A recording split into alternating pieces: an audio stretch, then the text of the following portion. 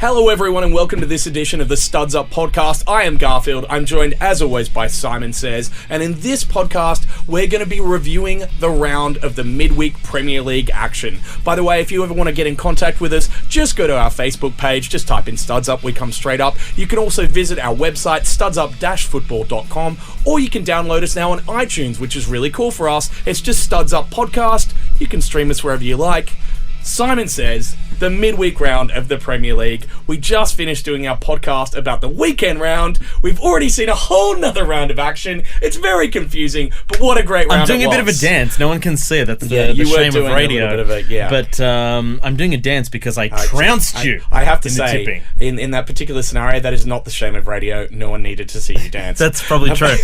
That's probably quite true. Yeah. But no one ever needs to see you dancing or otherwise. Well, I couldn't even if I tried. That's actually true. Yeah. I paid actually to see that. See? But I feel I'm back. I feel, although it was only a couple of minutes ago because we're doing these back to back. I'm back, baby. I am back. You're back. Summer George. You got how many in this round? I got 8 out of 10 after my dismal showing. And I got 6 again. You did. Yeah. I'm pretty much just solid on 6 every week. You're Jerry. I'm Jerry. Everything evens out for me. In fact, you may have gotten 6 the week before. I think I did. I think I've got a bunch of 6s. That's kind of weird. Yeah, I'm Jerry. Even Steven. Yeah. Me, I'm either really good or I'm really awful. You're either George or Elaine. One's up, one's down. I don't know, it's just really awful. Well, let's go through the round and see what we picked here. Because there was some massive matches in this midweek. Well, what we found so hard about doing the last podcast was that we had foresight. But a lot of the form that was carried into that round was kind of flipped in some cases. Yeah. It just made some of the games a little bit harder here to define. But absolutely. Look, let's kickstart because the two games that kicked off the round, we both got wrong, but they were unbelievable. They were unbelievable matches. Yeah. So, the Everton Arsenal game. I mean, ridiculous. Let's start there because one of the best games I've seen all season, in my humble opinion. But genuinely, because it was a top match, and the fact that Everton came away with the spoils against all odds, and Bravo Blues. Bravo extra Blues. Time, I don't know how they didn't concede. Oh gosh, I've watched. They've actually separated that clip off as it's doing the rounds on the internet. Yeah, right. That clip, how they survived that final onslaught. It was like 3 shots on target within about 12 seconds. It was ridiculous. With their goalkeeper taken out, Sklettenberg. Oh yes, he had a great game. He did have a great game, and that clear off the line from Baines. Yeah, it was 2 saves and then that clearance. Yeah, it was like, and I just said, well, Arsenal, not your day. You just got to doff your cap at that point and say, you know what, we tried. Yeah, Come on. Yeah, we were pretty good, and that should have gone in 3 times. Yeah, totally. Yeah. Totally. I just, there's nothing I can really say about that game other than bravo Everton. Yeah. Commiserations Arsenal. Excellent result. Thanks for the memories. Yeah. Great game. I was very impressed. I think that was good for the Premier League, though, in some ways, because excellent for them. It's definitely kept Liverpool in the hunt now. Yeah. But it's also kept Everton really tacked on the back of that group. I didn't want them falling because if that happens, that literally drops them off, and it means the top 6 just like a piece of ice that comes off a huge iceberg. They start drifting off. Yeah, their own little Antarctic. Yeah. Part of the shelf comes off, and off they go. Off they go. Yeah. So that's what I kind of felt. So that was a pretty good result for the Premier League in general. Also, we got to see the best and worst of Ashley Williams in that game. Which just amazed me no end. We absolutely did. When he conceded that goal, when he kind of tried to get out of the way and then almost backheeled it. I don't know how he did it. I don't know what he was doing. It just made 0 sense. No, I'm not sure what he was thinking, or perhaps that was the problem. Maybe he just got a little bit bamboozled. Yeah. Forced into an error. It was like he tried to clear it and then he went with his wrong leg, and halfway through trying it went, what am I doing? And then just went, yeah, it's like you notice his mistake during the mistake. Halfway through it. It's not afterwards where you just give yourself a face palm and say, I shouldn't have done that. Yeah, it was almost like Matrix. I'm doing this? Yeah, what am I doing? Oh, it's too late. Yeah, exactly. So, but then he did score a great goal. He did score a great goal. Also, I have to say, it's one of my loves, and you never see this happen. A fullback crossing for a headed goal from a fullback. That's nuts. When does it happen? Oh, and also, Leighton Baines on his wrong foot, no less. Yeah. It was beautiful. It was a great cross. It was a beauty. You very rarely see it. I shouldn't say never. I mean, I'm going through my memory, and I got to say, I'm fully blank. I've seen Gary Neville do it to Dennis Irwin. I have seen that. Really? Yeah. Which match was that? He side-footed one in from a Gary Neville cross. After this, I'm going to be hopping on the good old YouTube. Yep. And he scores quite a few penalties too, Dennis Irwin. The tubes. The tubes. Yeah. No, but excellent. I thought Everton were thoroughly deserving. But, I mean, how is this the same Everton side that has been so awful for 9 matches? Well, clearly Koeman's got his tactics right at the moment. I thought Barclay was actually a bit better in this game. He was. And that helps them a lot. Yes. When he fires, they fire. Yeah. I thought... Lukaku's always dangerous. Yeah, Lukaku's always dangerous. And they've got key players back and key players back in form. I mean, when that team works, the 2 fullbacks have to work. Coleman and Baines, in combination, are 2 of the best attacking fullbacks in the league. Bar none. In a combination of a team like that. Yes. So when you get them both fit and on form... Everton look like a whole different proposition. Yeah, so that's fair. Yeah, I think that's part of it. I mean, Gay had an exceptional game. I mean, he was all over the place. He was basically doing his best impression of Kante. I thought he was brilliant. So a thoroughly deserved win there for Everton. And they've definitely stopped the rot now. They're in 8th place on 23 points. And it makes the next game, the Merseyside derby. Yeah, same points as West Brom, and not wholly far off United on 27. No, totally. So... That's a big 6-pointer against Liverpool. That is a massive game. Yeah, it's a big game. That's why I went for the draw for the next tip, by the way. That's why I went for the Liverpool big win. Of course you did. Anyway, let's move on to the next game. But that was a corker. Bournemouth-Leicester. Yeah. We both tipped it incorrectly again. So, again, we really... These are the only 2 I got wrong, by the way. So, everything else we talk about from here... You're pretty good. I'm correct. You're solid. Yeah. Thanks for pointing that out. Just pointing that out early. Yeah. No, that so let's just glaze over this game, actually. Terrible game. No one cares. What a bizarre game. What an bizarre game. Bizarre game. And I will go back to my point on the last podcast that I can now make more succinctly. Yes. As soon as you come up against a team that will cede Leicester a bit of possession and try and counter them, they look aimless. They look hapless. They don't know what to do. Bournemouth, I felt that it was tactical, though. I think that Eddie Howe played a tactical masterstroke. Yeah. He paid attention. He took his notes. Guardiola could have done with Eddie Howe's notes, I feel. Because he did... They literally played the smash and grab game, and it worked. And it's not Bournemouth's natural game. No, it's not. Yeah. So I was extremely impressed, which is why you're 100% right. This was... Two brilliant games to kick off the round with. Bournemouth were outstanding. They deserved it. Loving their little rise. I'm very impressed. I'm actually so disappointed. I'm actually more disappointed now that they couldn't get the victory in the last round, because 3 in a row would have made sense given their form. Yeah. So I'm definitely very impressed with how they're doing. 10th place. You know what else fascinates me though, just from a tactical standpoint? Imagine if you're Eddie Howe and the purpose of your team is to control possession. That's your strength as a team. Yeah. And then you look at your opposition and you see their strength as a team as a counter-attacking team. So to nullify their strength, you literally play to your own weaknesses. Literally, that's ballsy. There's no other way to describe it either. That is they ballsy. Played to their weakness and came out on top. To nullify the opposition's strength. To be fair to him, although it's their weakness, it's their weakness compared to their strength. I don't think it's an absolute weakness. No, because they are theoretically set up to play well that way. If you just change their formation, they've got pace, and they can finish. And Callum Wilson can actually hold the line pretty well. Absolutely. So they've got Wilshere, who's a link player. Yeah, he's one of the better link players. Yeah. So I don't know. It does work. Also, it's not what their entire group is set up to play, but I think they can, when they play someone like Leicester, do this to them. And sorry, Ranieri, you got out. You got the tactics. Outwitted. You got outwitted. Yeah, you should have started tinkering, son. Yeah. Well, I should point out, because I know we've spoken about it before, I loved Wilshere's positioning in this game. It was a little bit deeper, and he got to pull the strings a little bit more, and then break when he needed to. I really liked that subtle, change in that approach from him. I thought he was pretty good. Anyway, we should move on to the next game where you start getting stuff right. Yeah, exactly. I would like to do that. Actually, so let's kick off with Liverpool. Okay, let's kick off with Liverpool. Because Liverpool won 3-0. It was a whopping win against Middlesbrough at the Riverside, a team and a place that we have a lot of difficulties with historically. That is why I tipped the draw.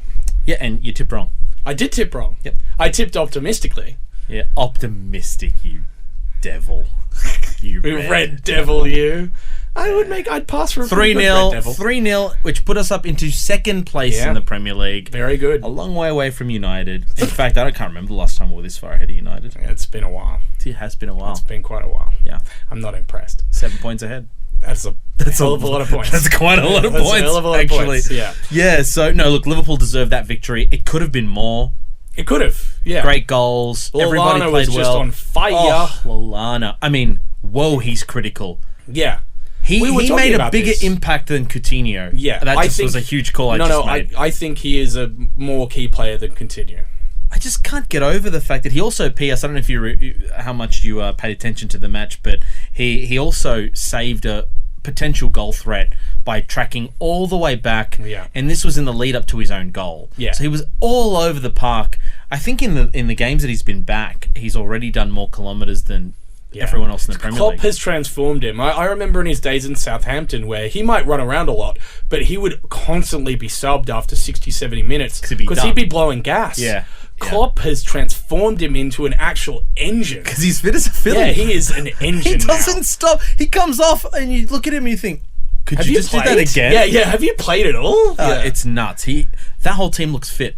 Well, see, for me, again, the two key players, I always come back to it, in Liverpool's team, the way that they play is Lallana, because he's the perfect link player, and Firmino, because he's the perfect false nine for Liverpool. Yeah, 100%. Because he tracks, he runs, he drops deep, he runs laterally very nicely. He's got skills. Yeah. Can link, can transition with the left and the right hand sides. Can run channels. And brings other players in. Yeah, and closes. Knows how to finish. Yeah. So when he's in a position to maybe finish, he's drawing defenders. That's right. He can bring in others without ever having to score himself. Yeah, they are the two key players for me in that Liverpool team. No doubt.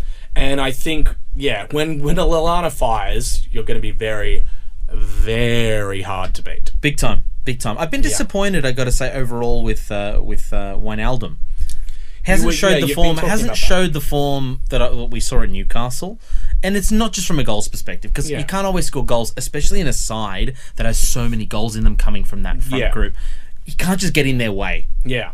Well, he completes less passes, less tackles. See, you're onto what I'm getting at here. It's overall, he's just not quite where I want him to be. And look, that's fine. He's got to grow into the side, but if I'm picking my best side, I'm picking Emre Can, Henderson, and Lallana in my midfield. Yeah. And I've got Coutinho, Firmino, and Mane as my front three. That's my best beyond side. Solid, yeah. Not Wijnaldum. Yeah. He's on the bench. Yeah, that's fair. That's beyond a solid. Given his cost, he should be in there. I honestly think he'll come good. So do I, but at the moment I'm not. No, I agree. I'm agreeing with you. And this was another match where I feel like he was ineffectual. Lallana took all the spoils. Henderson had another. So Henderson never gets the credit when he deserves it at all. And, by Liverpool fans too, I have a lot of arguments on the Liverpool Facebook page because everyone just wants him dropped and gotten rid of. I don't understand that. Well, because he's captain, so who is he getting compared to? Steven Gerrard. Of course, Don't compare any. There is no one the caliber of Steven Gerrard in midfield in England right now. Oh, except for Pogba. Except for Pogba, fine. But he's not English. No, there's definitely no English midfielder like him. So, the scrutiny's a little different. So I should have said English midfielder. Yeah, no, fair enough. There's just no English midfielder who's going to be able to live up to that standard. No. Nothing that I can see at the moment. So people need to stop pretending that he's not even pretending to be Gerrard. No, he has his own style. He has his own thing, and honestly, he's pulling the strings well. Yeah, he's getting good shots on goal. Some of them go in. Covers a lot of ground. Covers a lot of ground. Brings in players into play. Well, he's your engine, basically. He is our engine, and he does pick a good ball. Well, he's your fan belt. He's a good quarterback. Yeah, he does know how to direct the match. Yeah. So I think people need to lay off him. I was very impressed with the match. I'm disappointed in Middlesbrough because I think they needed to show a bit more grit in defence. That wasn't good because they looked okay in attack. Yeah. There was some times where Adama Traore looked really dangerous and he just gets better every match. Yeah, he's growing. There's this occasion where he took on 4 Liverpool players, beat them, took on another 4 Liverpool players and got the free kick. Yeah. In the space of 10 seconds, he managed that. Really good player. They've got the semblance there. Negredo was really disappointing. Liverpool marked him out of the game. And by the way, that reminded me. That's the point I wanted to make. Liverpool. We were talking about Karius. Yeah. And the fact that Mignolet was there. Mignolet wasn't forced to do anything that Mignolet can't do. Mignolet's a good shot stopper. Yeah. He had to stop a few shots. That's what he's good at. But for me, the big change was that he finally put Klavan in. Yeah. Klavan and Lovren in because Matip is still injured. So I think Klavan was the difference here. Klavan is a much better sub than Lucas. Yeah, he's an actual centre half. And I think that Klavan in place of Lucas there would have been a different match against Bournemouth. And certainly, I could agree with that, and probably against West Ham as well. And quite possibly, quite possibly. But he's learned his lesson, you know? Every manager has to learn. Good on him, and good on him. So that's enough on Liverpool, I think. I mean, enough. I'm happy with the result, obviously. Good result. Liverpool are now, they've scored 40 goals in the Premier League, 3 better than the next best, which is Arsenal. Oof. That's pretty impressive. That is impressive. Our goal difference is as good as anyone else's in the league. We look dangerous. Yeah, definitely, I agree. The Hammers. Yeah. Are they back? So no. Okay, so anyway, the next match, Sunderland-Chelsea. No, I mean, a good win. Yeah, good win.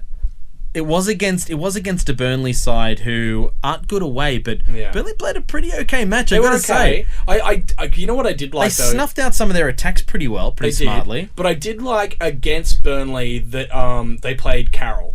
Yeah, I thought that was actually a really good move. Yeah, a really good move. Bilic has got to be under a lot of pressure at the moment. But he caused them all sorts of problems. Pretty much everything good that happened in that West Ham game came because Carroll was there. had someone to aim for, so did Antonio. Yeah. I don't know, it was the right play. It was the right tactical move for that game. Yeah. Well-deserved win. We always talk about Burnley away from home. They can't buy a win. But can I say, with that win, West Ham catapulted themselves into 15th place. They were down in relegation. And I wouldn't call it a catapult, but it's they shot up jump. Like 4 places. They're like second last. Okay, yeah, that's okay. I take it back. That's a pretty good effort. Yeah, that's a trebuchet at least. Admittedly, though, all the results went their way, though, because Middlesbrough lost. Yeah. Swansea lost. Yep. Hull lost. Yep. And so did Sunderland lost. Yeah. Palace lost. Yeah. So all the teams that they are above lost. Yep. So Bilic has got to be a little careful. Don't get carried away with the fact that you leapt towards mid-table in one giant leap. They're not safe yet. No way.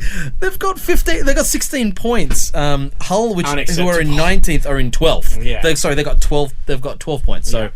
Hey, they've already beaten. Hull have now beaten Derby's. They have. Yeah, on 11 points. Well, there you go. Yeah, and Sunderland on 11 as well. Good for Hull. Officially not the worst team in English Premier League history. On Sunderland, who have 11 points. Yeah. Look, they lost to Chelsea 1-0. I actually thought they were pretty damn good. They put in a great effort, and I know you've said this every week. Yeah. But I want you to say it again. Okay. Moyes knows how to... Yeah, he knows how to set up a tactical shop. There you go. He knows how to defend. That's his forte. Also, I loved that he put Januzaj into the front line. Yep. And all of a sudden, him and Defoe actually looked dangerous today. Yeah. Like, I'd be sticking with that, and I would keep Anichebe when he's fit again as your bench option for your last 25 minutes. Because, a bit more strength. Yeah, I really liked Januzaj and Defoe. I mean, Defoe's definitely getting to his 13, 14 goals this season with Januzaj just there helping him along. For sure. I think Januzaj as an attacking force is underutilized, and I think this was a good way to utilize, because they're a team that, no disrespect, lacks that sort of skill and talent across the park. Definitely directness. I think that his sort of direct running, his skill on the ball. Yeah, and you should be playing him through the middle. Or at least allow him to drift through the... You should really be giving him and that team a free roll. Absolutely. And just saying, do whatever you think is going to win us the match. But Chelsea managed to get the goal through Fabregas, and... That was a stunning goal. It was a stunning goal. I mean, Fabregas just pulled strings in that game for the most. He had a great match. Yeah. But that's Chelsea's kind of side. They're doing it. It's grinding out these 1-0 victories. 10 on the spin. Yeah. That's ridiculous. So 10 on the spin. It's as good as anybody at any point, to win a Premier League. Yeah. They've set up their Premier League. They are definite favourites now, and rightfully so. They look excellent. Yeah. Good on them. Kante again had a blinder, but we can't. How many more things can you say about that team? They're enigmatic. They're brilliant. They're awesome. Yeah, they're exceptional. Awesome. I would love if they were in Europe this season, but just to see how they go in the Champions League. But speaking of, good bounce back from Tottenham for 3-0. Yes, I know it was against Hull, but Hull's form has been a lot better of late. Yeah. A lot better. So, I mean, they had that good result against Southampton. They did. Really good result against Palace. Palace. They drew with Palace. Yep. 3-3 against Palace. I mean, they're doing okay. They're finding goals again. Yeah. So I thought that, Having said all of that, they're still definitely going down. Oh, for sure. I just 3-0, although we both picked not only the result, but we picked the actual score. Yeah. Both of us on that one. Well done. High five. Yep. Nice. Yeah, 3-0. There's not much I can say about the match other than Tottenham really bossed it. They were never good. And they should. They bossed the game. Eriksen bossed it. Eriksen, that's good. When he's not marked properly, he is just can't stop damaging. Yeah, so I think that just proved everything. If you wanted to look at Tottenham in a nutshell this season, just put the two games back to back. What's the game against United, and then what's the game against Hull? Then you know everything you need to know about Tottenham. Yeah, pretty much. I kind of agree everything with you need to know is right there because Kane is just non-existent. Yeah. As a force, I would say. Yeah. He's definitely lost a touch of his mojo. Yeah, big time. I mean, we're 16 matches in now, so... He did have a run of injury, though. Yeah, fine, but he's got to come back soon or else it's going to look like a one-season thing. 2 seasons. Well, 2 seasons, sorry. I think over Christmas he'll come good. He'll probably still end the season on 17, 18 goals. Which is great. Yeah, that's insane. Yeah. But, so we can't be too harsh on him. Yeah. Well, speaking of harsh, I do want to be a little harsh on Palace here because Palace lost to United. Yeah.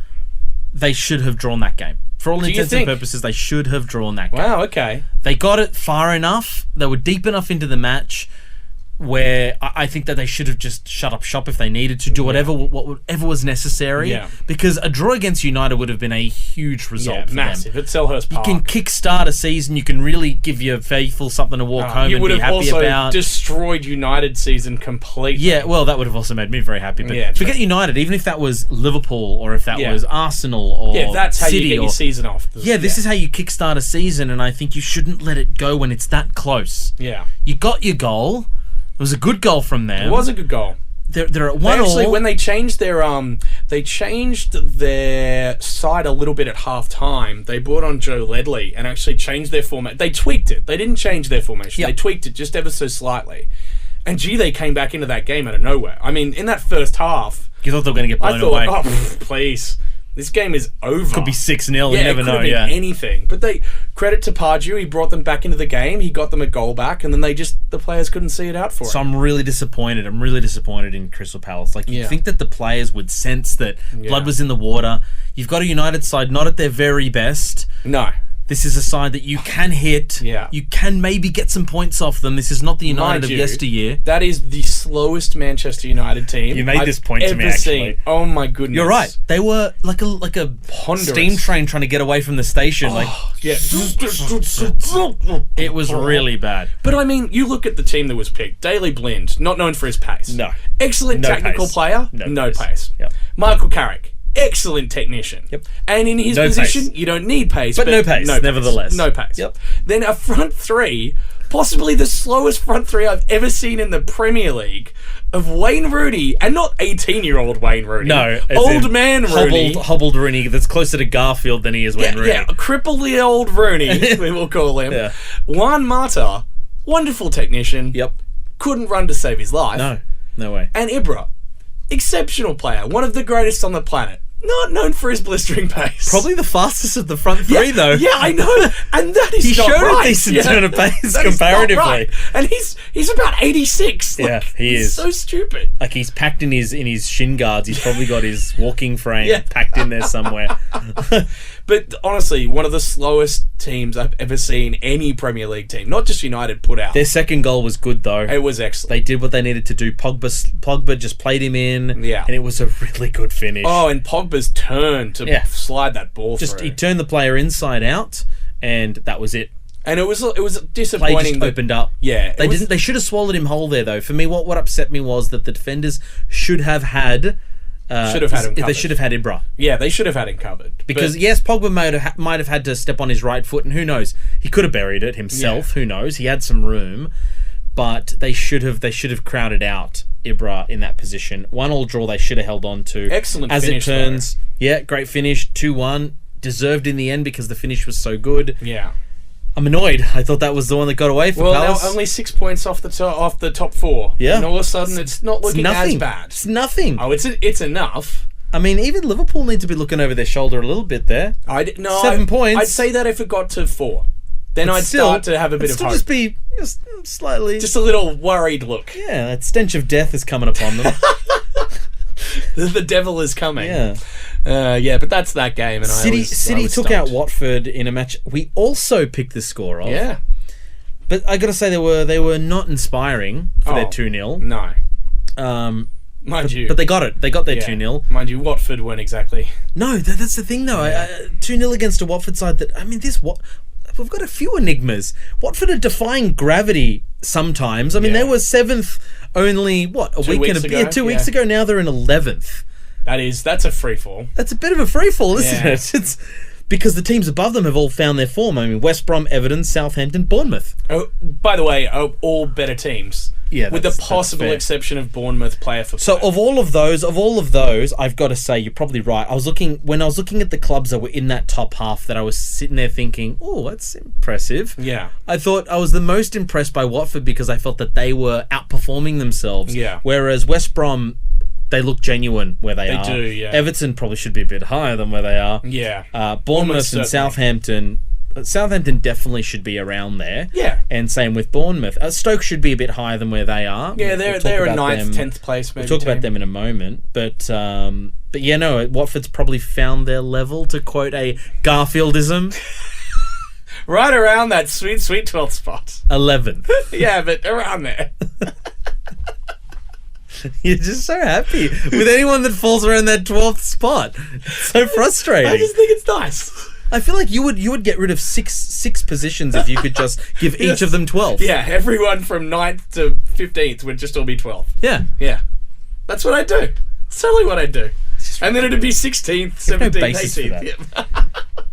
Just makes me happy. So do you think that this underlines City's credentials of getting back into the race, or is it just a nothing match? I think it was a game at home that they were clearly going to win, and if they didn't win that game, that was hugely problematic. I think we've learnt nothing about City. In fact, my concerns about City well and truly remain. I'll tell you what's really bad news for them is Gundogan is out injured for months. Yeah. Not just a little. I got to say, he's been one of their issues. Last few games that they've not played well in, he's been pretty awful. Yeah. So they've got Yaya back in the fold now, which is interesting. Toure Colo. What a good song. It is actually a really good song.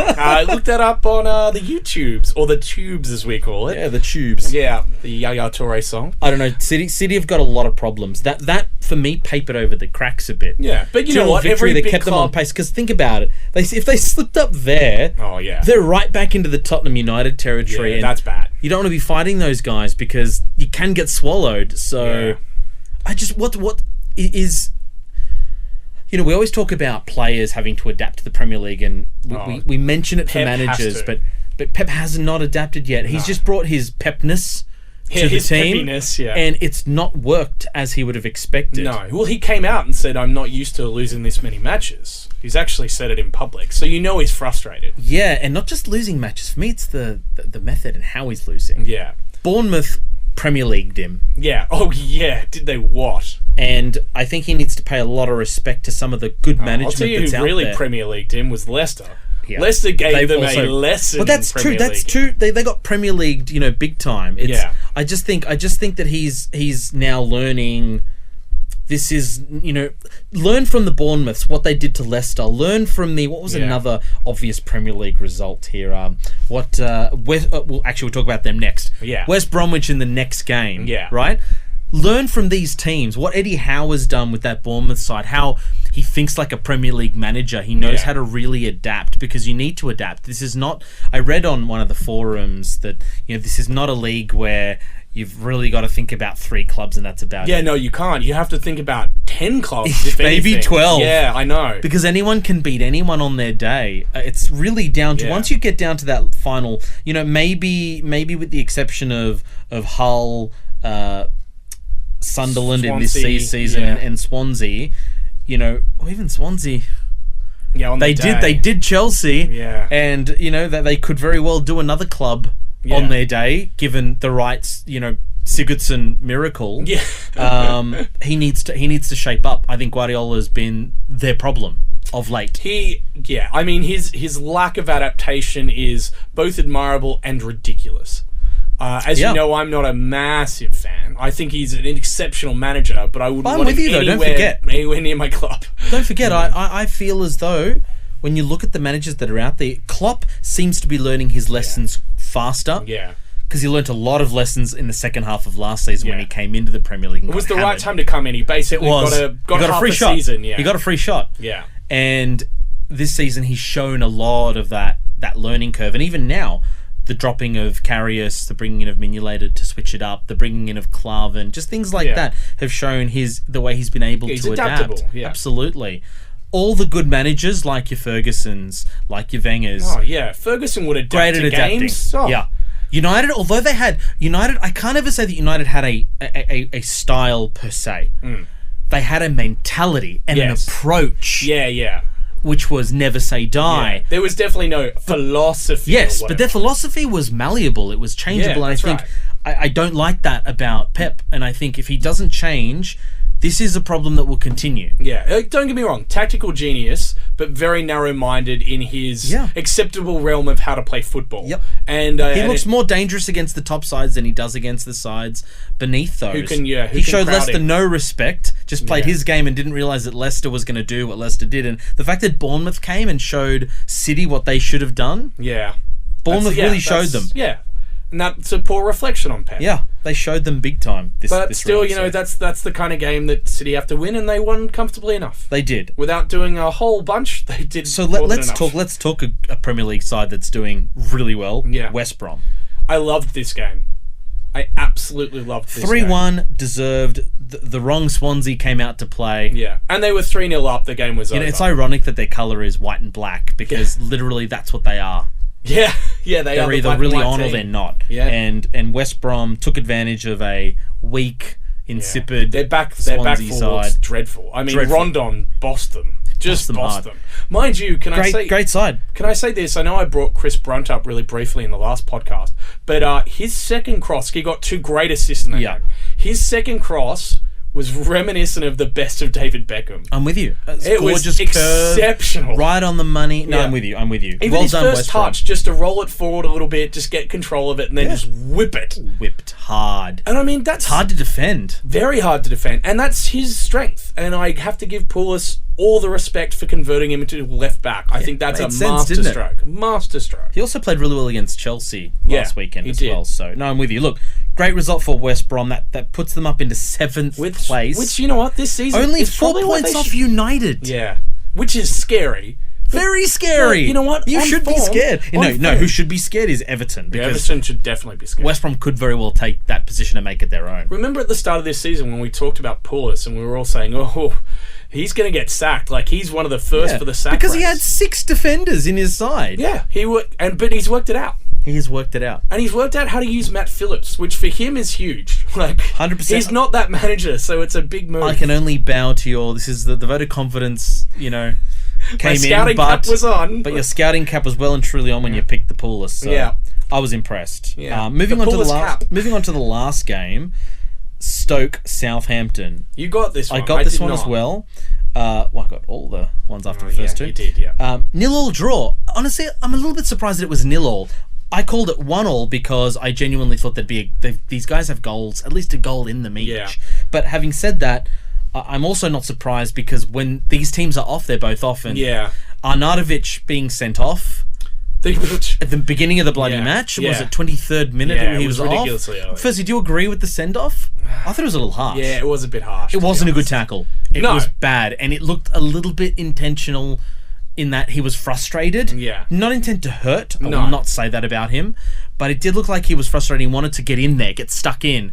He didn't execute it well, and he's not a defender. No, I know. So, which shouldn't necessarily be an excuse to let him get away from a red card. But at 23rd minute, look, a red card's a red card, and I'm not gonna get up the ref for that. I'm not gonna get up him. No, I just think it was a little on the harsh side, and it completely spoiled Stoke's afternoon. In fact, Stoke coming away with a 0-0 draw after that, they'll be over the moon. Was excellent. That's their key attacking player being sent off in the first quarter of the game. Southampton should be. They should be gutted. Really gutted. They should have been able to come away from that game against 10 men with 3 points away from home.